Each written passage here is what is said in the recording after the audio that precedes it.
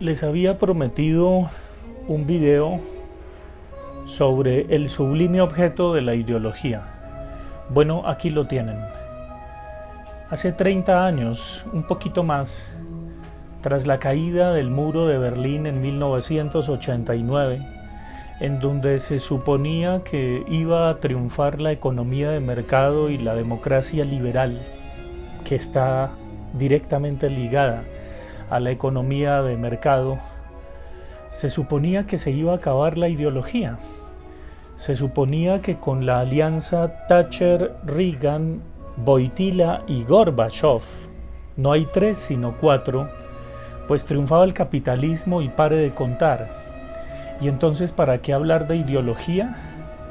Cosa curiosa, el célebre pensador esloveno Slavoj Žižek sale con un libro fantástico que cumple ahora 31 años, el sublime objeto de la ideología.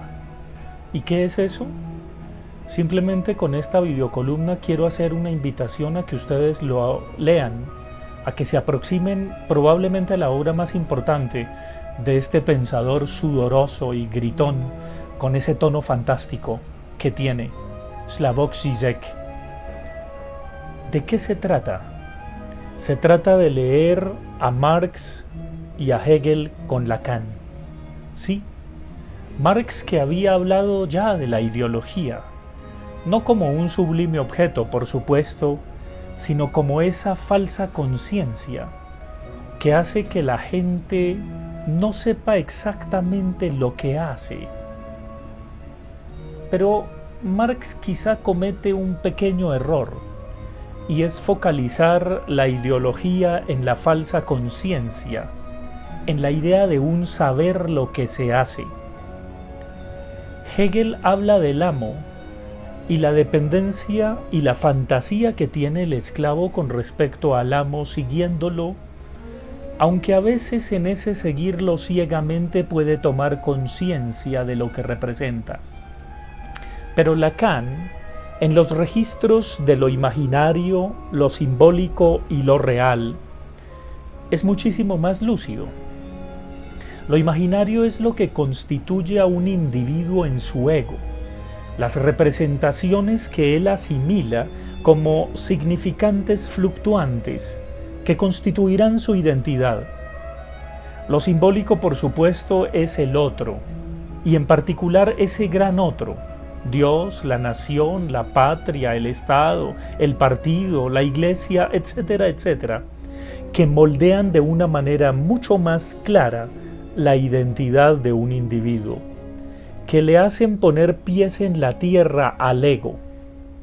Pero lo real, lo real, eso que produce un mayor goce, una plusvalía de goce, diríamos con Marx, leído a la luz de Lacan, es siempre una fantasía, es siempre un fantasma, un otro supuesto que nos deleita.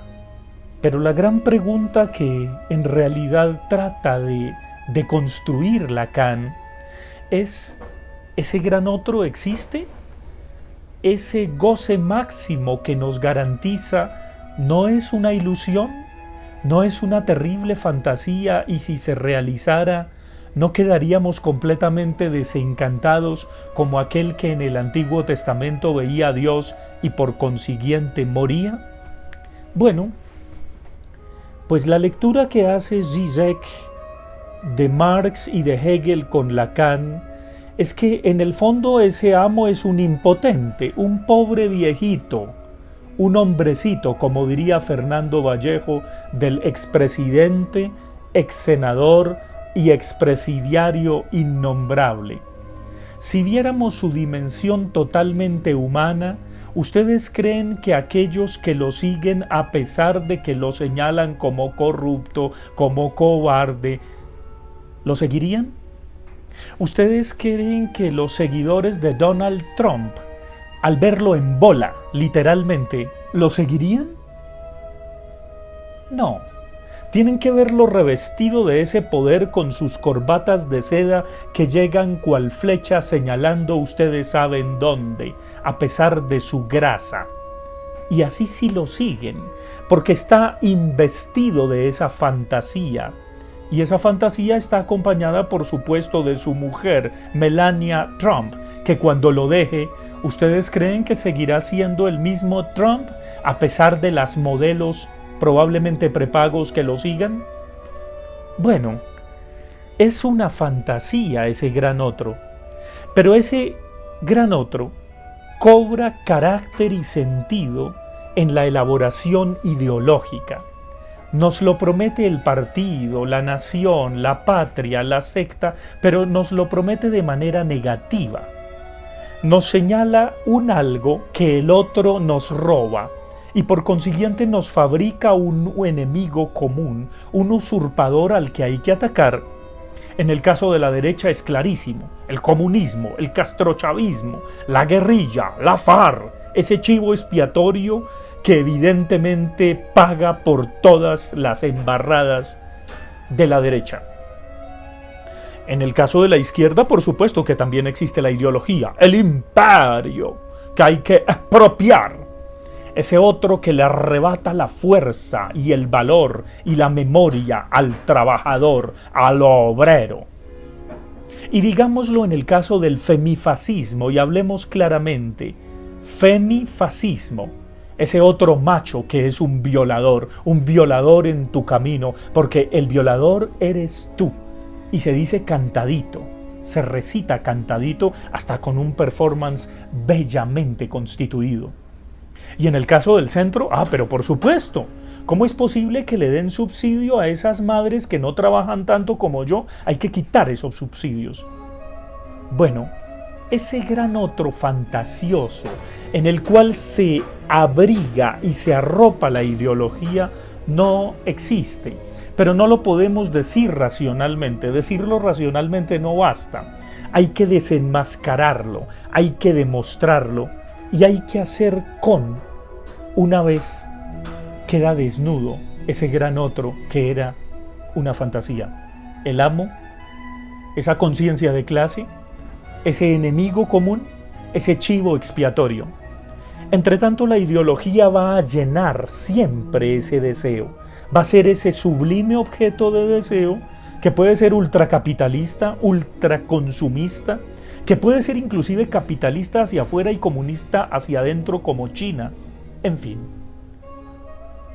La gran pregunta que nos cabe después de leer a Zizek, su terrible lucidez, retomando a Marx y a Lacan, es ¿qué formas reviste ese sublime objeto de la ideología? Y ahí, ¿cómo no citarlo? Otro desencantado del comunismo y de la Yugoslavia, pero sobre todo de su patria natal, de esa Checoslovaquia que lo expulsó y que hasta hace muy poco lo reivindicó, y por eso le han negado sistemáticamente el Premio Nobel de Literatura, Milan Kundera. La ideología se reviste de kitsch. No es solo un discurso, es una imagen, es una palabra, es un significante kitsch. Al fondo, una pradera de niños jugando, el escudo de la hoz y el martillo, la bandera nacional o el escudo nacional de no importa qué partido, la svástica, el estalinismo, la revolución, etcétera, etcétera, etcétera.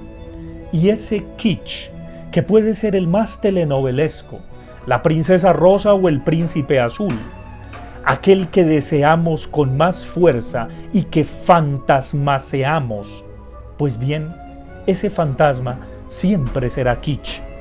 El punto es que sea un kitsch asumido, sí, como cuando cantamos música para planchar, y en ese sentido la ideología logra reírse de sí misma, o mejor, autodesenmascararse.